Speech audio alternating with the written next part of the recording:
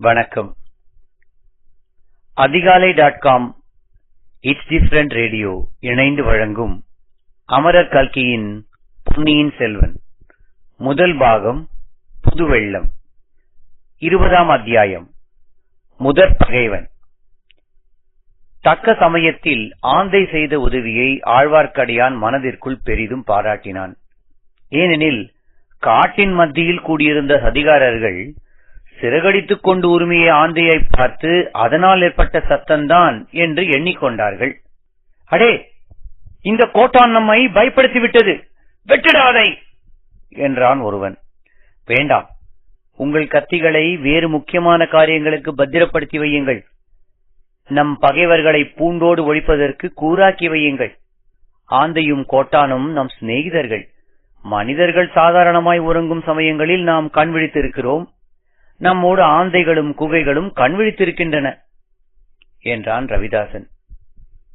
அவனுடைய பேச்சை கேட்டுக்கொண்டே மெல்ல மெல்ல அடிமேல் அடியெடுத்து வைத்து நடந்து திருமலை ஒரு பெரிய மருது மரத்தின் சமீபத்தை அடைந்தான். 100 வயதான அந்த மரத்தின் பெரிய வேர்கள் நாலாபுரத்திலும் ஓடியிருந்தன. ஓர் ஆணிவேருக்கும் இன்னொரு ஆணிவேருக்கும் மத்தியில் தரையிலும் இடைவெளி இருந்தது. மரத்தின் அடிப்பக்கத்திலும் நல்ல குழிவு இருந்தது. அத்தகைய குழிவு ஒன்றில் மரத்தோடு மரமாக சாய்ந்து கொண்டு ஆழ்வார்க்கடியான் நின்றான். தஞ்சாவூர் ராஜ்யத்தின் பொக்கிஷம் இருக்கும் வரையில் நமக்கு வேண்டிய பொருளுக்கு குறைவு இல்லை. எடுத்த காரியத்தை முடிக்க வேண்டிய நெஞ்சு துணிவு வேண்டும். காரியம் முடிகிற வரையில் வெளியில் தெரியாதபடி ரகசியத்தை பேணும் சக்தி வேண்டும். நமக்குள் 2 பிரிவாக பிரிந்து கொள்ள வேண்டும். ஒரு பிரிவினர் உடனே இலங்கைக்கு போக வேண்டும். இன்னொரு பிரிவினர் தொண்டை மண்டலம் சென்று காரிய சித்திக்கு தக்க சமயத்தை எதிர்பார்த்திருக்க வேண்டும். ஏறக்குறைய 2 காரியங்களும் ஒரே சமயத்தில் முடிய வேண்டும். ஒரு பகைவனை முடித்த பிறகு அவகாசம் கொடுத்தால் இன்னொரு பகைவன் ஜாக்கிரதையாகி விடுவான். அதற்கு இடமே கொடுக்கக்கூடாது. தெரிகிறதா? உங்களில் இலங்கைக்கு போக யார் யார் ஆயத்தமாயிருக்கிறீர்கள் என்றான் ரவிதாசன். நான் போகிறேன், நான் தான் போவேன் என்று பல குரல்கள் ஒரே சமயத்தில் கேட்டன. யார் போகிறது என்பதை அடுத்த முறை கூடி தீர்மானிக்கலாம். அதுவரைக்கும் செய்ய வேண்டிய ஏற்பாடுகள் இன்னும் சில இருக்கின்றன என்றான் ரவிதாசன். ஈழத்துக்கு எந்த வழி போவது நல்லது என்று ஒருவன் கேட்டான். கோடிக்கரை வழியாக போகலாம். கடலை கடப்பதற்கு அது நல்ல வழி. ஆனால் இங்கிருந்து கோடிக்கரை வரையில் செல்வது கடினம். நெடுகிலும் பகைவர்கள், ஆங்காங்கே ஒற்றர்கள். ஆகையால் சேதுவுக்கு சென்று அங்கே கடலை தாண்டி மாதோட்டத்துக்கு அருகில் இறங்குவதுதான் நல்லது. இலங்கை போகிறவர்கள் படகு வலிக்கவும் கட்டுமரம் தள்ளவும் கடலில் நீந்தவும் தெரிந்தவர்களாயிருக்க வேண்டும். இங்கே யாருக்கு நீந்த தெரியும்? எனக்கு தெரியும், எனக்கு தெரியும் என்ற குரல்கள் எழுந்தன. முதலில் இலங்கை மன்னன் மகிந்தனைக் கண்டு பேசிவிட்டு பிறகு காரியத்தில் இறங்க வேண்டும். ஆகையால் ஈழத்துக்கு போகிறவர்களில் ஒருவருக்காவது சிங்கள மொழி தெரிந்திருக்க வேண்டும். நமது சோமன் சாம்பவன் இன்னும் வந்து சேரவில்லையே. யாராவது அவனை இன்றைக்கு பார்த்தீர்களா? இதோ வந்து கொண்டிருக்கிறேன் என்று ஆழ்வார்க்கடியானுக்கு மிக்க சமீபத்திலிருந்து ஒரு குரல் கேட்டது. அடியான் மேலும் மரத்தோடு மரமாக ஒட்டிக்கொண்டான். அடடா, இந்த பாழும் உடம்பு இப்படி பெருத்துவிட்டது எவ்வளவு சங்கடமாய் இருக்கிறது. புதிதாக 2 பேர் அக்கூட்டத்தில் வந்து சேர்ந்து கொண்டார்கள். ஆழ்வார்க்கடியான் தன் முகத்தில் ஒரு சிறு பகுதியை மட்டும் மரத்துக்கு வெளியே நீட்டி எட்டி பார்த்தான். புதிதாக வந்தவர்கள் இருவரும் கொள்ளிடக்கரையில் அரச மரத்தடியில் சந்தித்து பேசியவர்கள்தான் என்று தெரிந்து கொண்டான். புது மனிதர்களைக் கண்டதும் ரவிதாசன், வாருங்கள் வாருங்கள், ஒருவேளை ஏதாவது உங்களுக்கு ஆபத்து வந்துவிட்டதோ, வராமலே இருந்து விடுவீர்களோ என்று பயந்தேன். எங்கிருந்து எந்த வழியாக வந்தீர்கள் என்றான். கொள்ளிடக்கரையோடு வந்தோம். வழியில் ஒரு கூட்டம் நரிகள் வளைத்துக் கொண்டன. நரிகளினிடம் சிக்காமல் தப்பித்து வருவதற்கு நேரமாகிவிட்டது என்றான் சோமன் சாம்பவன். புலிக்கும் சிங்கத்துக்கும் பயப்பட்டால் பொருள் உண்டு. நரிக்கு பயப்படுகிறவர்களால் என்ன காரியத்தை சாதித்து விட முடியும் என்றான் அந்த கூட்டத்துக்கு முன்னமே வந்திருந்தவர்களில் ஒருவன். அப்படி சொல்லாதே அப்பனே. சிங்கம் புலியை காட்டிலும் நரி பொல்லாதது. ஏனெனில் சிங்கமும் புலியும் தனித்தனியே பாய்ந்து வரும் விரோதிகள். அவற்றோடு சண்டையிட்டு சமாளிக்கலாம். ஆனால் நரிகளோ கூட்டம் கூட்டமாக வருகின்றன. ஆகையால் அவற்றுக்கு பலம் அதிகம். சோழ நாட்டு நரிகள் பெருங்கூட்டமாக வந்ததினால்தானே நம் ஒப்பற்ற மன்னாதி மன்னன் தோற்கவும் உயிர் துறக்கவும் நேர்ந்தது. இல்லாவிட்டால் அவ்விதம் நேர்ந்திருக்குமா? அந்த நரிக்குலத்தை அடியோடு அழிப்போம், பூண்டோடு நாசம் செய்வோம் என்று ஆங்காரத்துடன் கூவினான் சோமன் சாம்பவன். இதோ அதற்கு வேண்டிய உபகரணங்கள் என்று ரவிதாசன் பொன் நாணயங்களின் குவியலை சுட்டிக்காட்டினான். சோமன் சாம்பவன் நாணயங்கள் சிலவற்றை கையில் எடுத்து பார்த்துவிட்டு, ஒரு பக்கம் புதி, இன்னொரு பக்கம் பனை என்று சொன்னான். சோழனுடைய பொன், பழுவேட்டரையனுடைய முத்திரை. நான் சொன்னபடி நிறைவேற்றி விட்டேன். உங்களுடைய செய்தி என்ன? இடும்பன்காரி ஏதாவது செய்தி கொண்டு வந்திருக்க வேண்டுமே என்றான் ரவிதாசன். ஆம், கொண்டு வந்திருக்கிறார். கேளுங்கள், அவரே சொல்லுவார். இடும்பன்காரி சொல்லத் தொடங்கினான். தங்கள் கட்டளைப்படியே சம்புவரையர் மாளிகையில் பணியாளாக நான் அமர்ந்து வேலை பார்த்து வருகிறேன். அதனுடைய பலன் நேற்றிரவுதான் சித்தித்தது. நேற்று சம்புவரையர் மாளிகையில் ஒரு பெரிய விருந்து நடந்தது.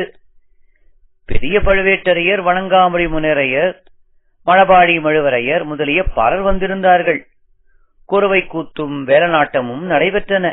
பழுவேட்டரையருடன் வந்த மூடு பல்லக்கில் அவருடைய இளையராணி வந்திருப்பதாக எல்லாரும் எண்ணியிருந்தார்கள்.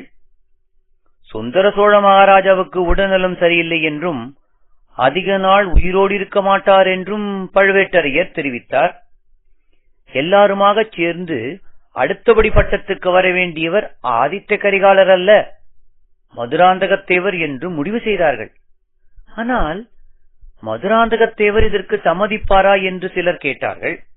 அவர் வாயினாலேயே அதற்கு மறுமொழி கூறச் செய்கிறேன் என்று சொல்லி பழுவேட்டரையர் மூடுபல்லக்கின் திரையை திறந்தார். அதற்குள்ளிருந்து மதுராந்தகத்தேவர் வெளிவந்தார். பட்டம் கட்டிக்கொள்ள தமக்கு சம்மதம் என்று அவர் அறிவித்தார். இப்படி பெண் வேஷம் போடும் பராக்கிரமசாலிக்கு முடிசூட்டப் போகிறார்களாம். நன்றாய் சூட்டட்டும். எல்லாம் நாம் எதிர்பார்த்தபடியேதான் நடந்து வருகிறது. இம்மாதிரி சோழ நாட்டிலேயே ஒரு குழப்பம் ஏற்படுவது நம்முடைய நோக்கத்துக்கு மிக உகந்தது. எது நேர்ந்தாலும் என்ன நடந்தாலும் நம்மை யாரும் சந்தேகிக்க மாட்டார்கள் அல்லவா? இடும்பன்காரி, முக்கியமான செய்து கொண்டு வந்திருக்கிறீர். ஆனால் இதெல்லாம் எப்படி தெரிந்து கொண்டீர்? இதற்கு சந்தர்ப்பம் எப்படி வாய்த்தது என்று கேட்டான் ரவிதாசன். நடுராத்திரியில் அவர்கள் சபை கூடிய போது வேறு யாரும் அருகில் வராதபடி பார்த்துக் கொள்ள என்னை காவலுக்கு அமர்த்தியிருந்தார்கள். காவல் புரிந்து கொண்டே என் காதுகளையும் கண்களையும் உபயோகப்படுத்திக் கொண்டு இருந்தேன். அப்படி உபயோகப்படுத்தியதில் வேறு ஏதாவது தெரிந்ததா? தெரிந்தது. அந்த நள்ளிரவு கூட்டத்தில் நடந்ததையெல்லாம் இன்னொரு வேற்று மனிதன் கோட்டை மதில் சுவர் மேலிருந்து கவனித்துக் கொண்டிருந்தான். ஆஹா, அவன் யார்? முன்குடிமை வைத்திருந்த ஒரு வைஷ்ணவன். ஆஹா, அவன்தானா? அவனை நீர் என்ன செய்தீர்? சம்புவரையரிடம் பிடித்துக் கொடுக்கவில்லையா? இல்லை, ஒருவேளை அவன் நம்மவனாயிருக்கலாம் என்று நினைத்து விட்டேன். நீங்களே அனுப்பி வைத்தீர்களோ என்று எண்ணினேன். பெரிய பிசகு செய்து விட்டீர். அவன் நம்மவன் அல்ல. கட்டையாய் குட்டையாய் இருப்பான். சண்டைக்காரன். பெயர் திருமலையப்பன். ஆழ்வார்க்கடியான் என்று சொல்லிக் கொள்வான். அவனேதான்.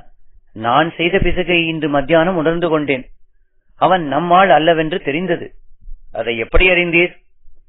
நேற்று இரவு கந்தமாறனின் பாலிய நண்பன் ஒருவனும் கடம்பூர் மாளிகைக்கு வந்திருந்தான். அவனுக்கும் பழுவேட்டரையர் கூட்டத்துக்கும் சம்பந்தம் ஒன்றுமில்லை என்று தெரிந்தது. இன்று காலையில் சின்ன எஜமானர் தம் சிநேகிதனை கொண்டுவிட கொள்ளிடக்கரை வரையில் வந்தார். அவர் வரப்போவதை அறிந்து அவர் முன்னால் அடிக்கடி நான் போய் நின்றேன். என்னையும் வரச் சொன்னார். அவர் கொள்ளிடத்தின் வடகரையோடு திரும்பிவிட்டார். என்னை தென்கரைக்கு வந்து அவ்வாலிபனுக்கு ஒரு குதிரை சம்பாதித்து கொடுத்துவிட்டு திரும்பும்படி சொன்னார்.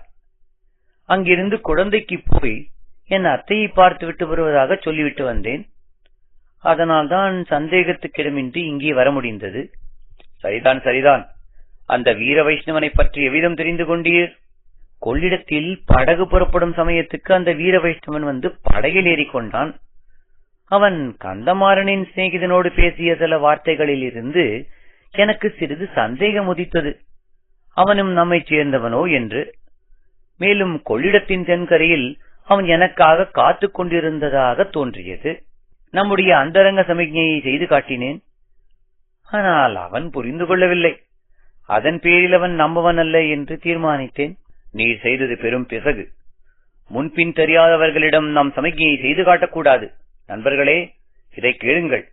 நம்முடைய காரியம் காஞ்சிபுரத்தில் இருக்கிறது, இலங்கையிலும் இருக்கிறது. இந்த 2 இடங்களிலும் நம்முடைய பரம விரோதிகள் இருக்கிறார்கள்.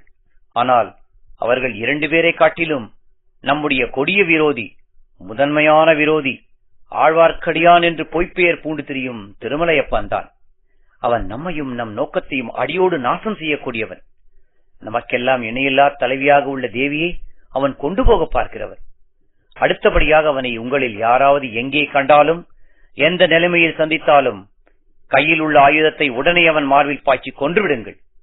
ஆயுதம் ஒன்றுமில்லாவிட்டால் கையினால் அவனுடைய மென்னியை திருகிக் கொள்ளுங்கள், அல்லது சூழ்ச்சியால் விஷத்தை கொடுத்துக் கொள்ளுங்கள், அல்லது வெள்ளத்தில் தள்ளி முதலை பசிக்கு இரையாக்குங்கள், அல்லது ஏதாவது சாக்கு சொல்லி பாறை உச்சி கழைத்து போய் அங்கிருந்து பிடித்து தள்ளி கொண்டு விடுங்கள்.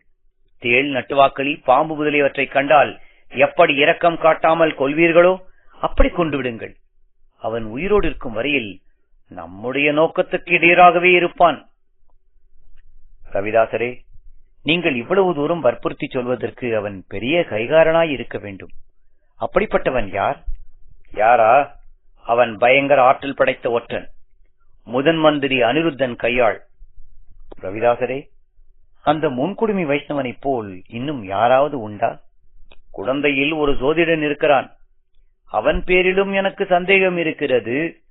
வருகிறவர் போகிறவர்களுக்கு ஜோசியம் சொல்வது போல் சொல்லி வாயை பிடுங்கி பல விஷயங்களை தெரிந்து கொள்கிறான். அவரிடம் நீங்கள் யாரும் போகவே கூடாது. போனால் எப்படியும் நிச்சயமாக ஏமாந்து போவீர்கள். இதையெல்லாம் மருத மரத்தின் மறைவிலிருந்து கேட்டுக்கொண்டிருந்த ஆழ்வார்க்கடியானுக்கு மீன் நடுங்கியது, உடம்பெல்லாம் வியர்த்தது. அந்த மரத்தடியிலிருந்து உயிரோடு தப்பித்து போகப் போகிறோமா என்றே அவனுக்கு சந்தேகம் உண்டாகிவிட்டது. போதும் போதாதற்கு அந்த சமயம் பார்த்து அவனுக்கு தும்மல் வந்தது. எவ்வளவோ அடக்கிக் கொள்ள பார்த்தும் முடியவில்லை. துணியை வாயில் வைத்து அடைத்துக் கொண்டு நச்சென்று தும்மினான்.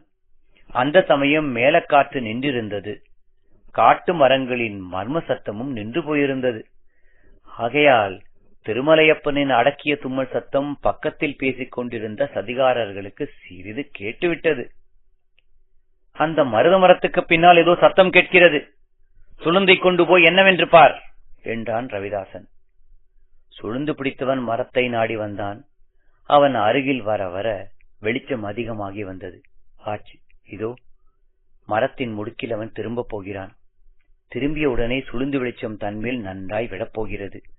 அப்புறம் என்ன நடக்கும்? தப்பி பிழைத்தால் புனர்ஜென்மந்தான். திருமலையப்பனின் மார்பு படபடவென்று அடித்துக் கொண்டது. தப்புவதற்கு வழியுண்டா என்று சுற்றுமுற்றும் பார்த்தான். வழி காணவில்லை. அண்ணாந்து பார்த்தான். அங்கே மரத்திலிருந்து பிரிந்து சென்ற மரக்கிளையில் ஒரு ராட்சச வௌவால் தலைகீழாக தொங்கி தவம் செய்து கொண்டிருந்தது. உடனே ஒரு யோசனை தோன்றியது. சற்றென்று கைகளை உயரே நீட்டி அந்த வௌவாலை பிடித்து கையில் ஆயத்தமாக வைத்துக் கொண்டான்.